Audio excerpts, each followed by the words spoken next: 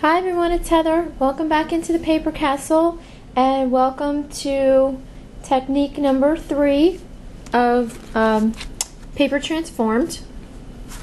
Today we're going to do a really fun technique, especially for all you gals out there that like real shimmery effects.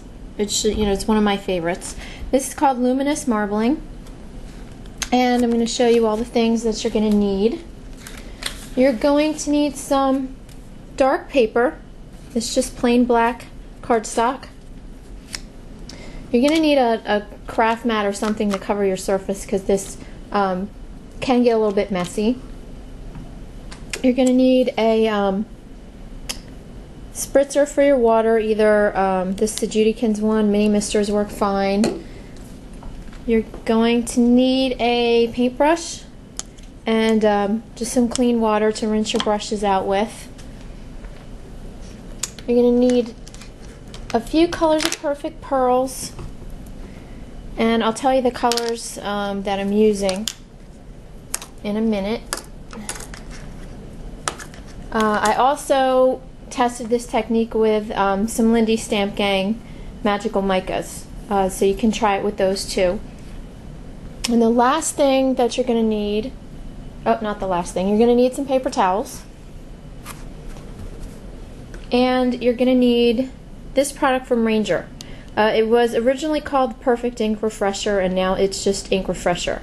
I know Michaels does not carry it. Joann's and AC Moore do. I'm not sure about Hobby Lobby. I don't have one close to me. And I'm sure that you can find it online. I just bought this past weekend. I've seen it before and just never really thought that I would need it, but it turns out it's a very, very useful product. I downloaded the page about it. It was developed by the same gal who wrote this book, coincidentally, and I'm just going to read you a couple things about it. It costs about, I think it's $5.99 or $6.99, and then of course you can use your coupons on it. But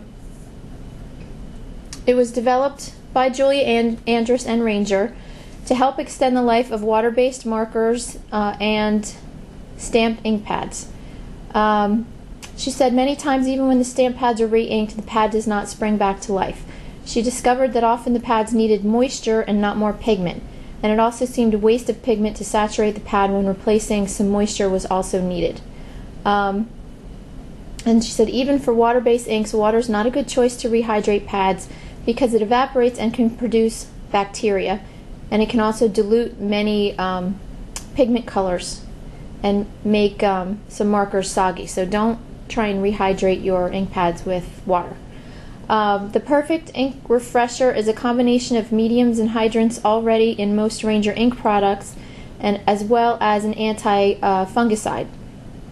It replenishes the moisture that was originally mixed with the pigments to make them last in the pad, flow smoothly, and resist bacteria. It works on Ranger dye water-based ink products, and you can also use it on your Ranger pigment pads, except for any metallic pigment pads.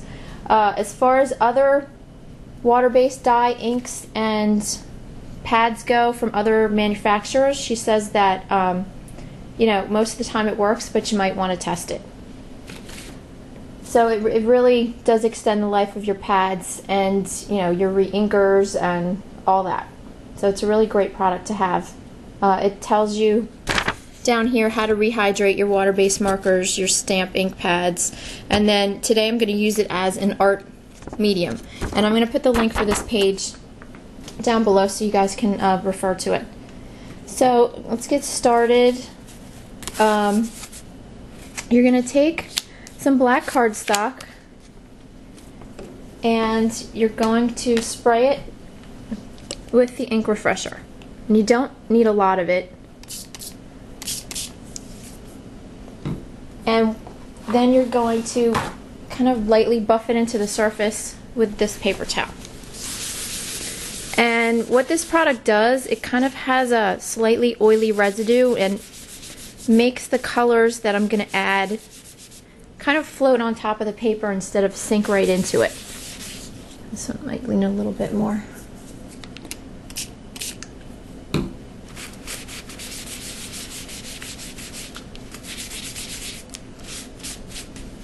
Okay.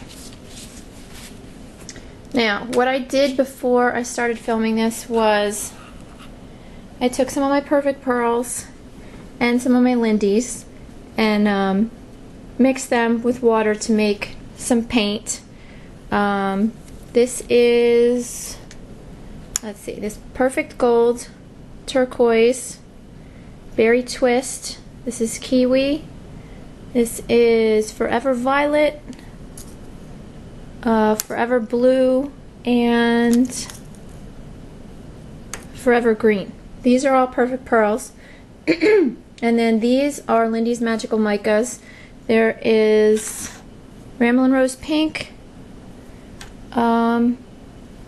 Canna Lily Burnt Orange, and Hydrangea Blue. I'm going to start with the Perfect Pearls, and I'm just going to take my paintbrush over here, and you just want to apply the paint pretty randomly. I'll start with some of the gold first, and just apply it in kind of wavy lines all over the surface of the paper, anywhere you want. Really no rhyme or reason to this. Okay, I'm going to rinse that color out, add another color. Okay, I'm going to add some of this this Forever Blue.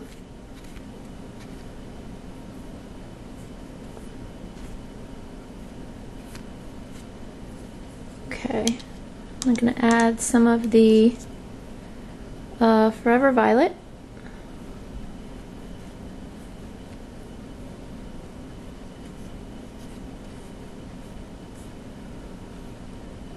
And last but not least, I'm going to add a little of the Forever Green. And I have discovered that the Magical Micas do need a little bit more water than the Perfect Pearls do. You really don't need a lot of water at all to get the Perfect Pearls to form a paint. So it was just, I just used a very tiny scoop of Perfect Pearls and just a few drops of water. Okay, so now you have your paper looking like this, and you're going to take your water spritzer and you're going to spray it a few times, get it really wet,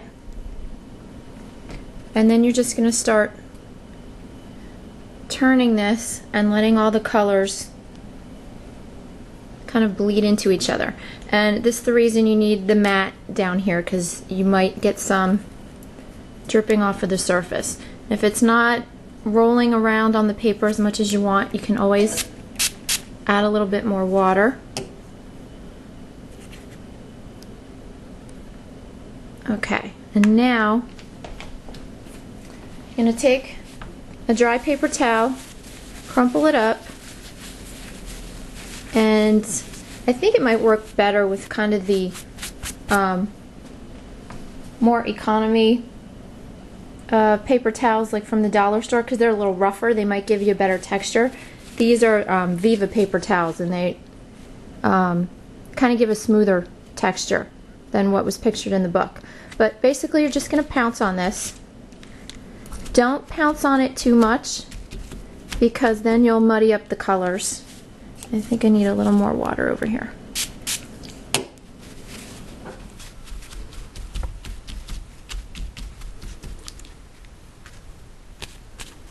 And what you're left with is a really, really shimmery, multicolored paper. And like I said, if I had the rougher paper towels, I might get a little bit more texture from them. But this was done, like I said, with the Perfect Gold, the Forever Blue, the Forever Green, and the Forever Violet. I did another example. These were the colors that she showed in the book. This was the Perfect Gold, the Kiwi, the Berry Twist, and the Turquoise. And this is how that came out. Sorry for the glare, but it's pretty similar to what she did in the book. But hers has a little bit more texture. I'm going to try it with some dollar store paper towels and see what I come up with. And this one I blended it a little too much. This was the first example that I did. So now I'm going to take the other piece here and just show you the same technique with the Lindy's Magical Micas.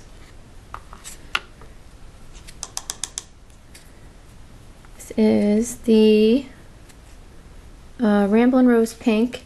And I think I'm going to add some of the Perfect Pearls Gold just because I don't have any Magical Micas in gold.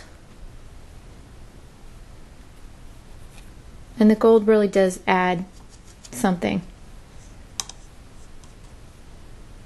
I'm just going to use a little of this orange because it kind of blends into the surface a little too much with this dark paper. And then this blue is really pretty, really pops.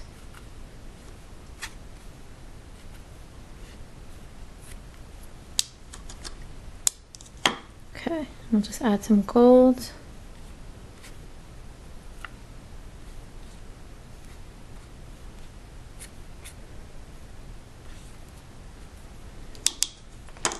And spray with the water.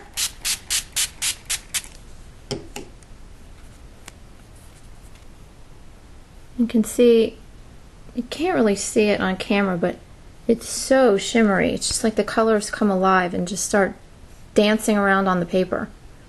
It's really neat. Okay, now I'm just going to pounce on it with a paper towel.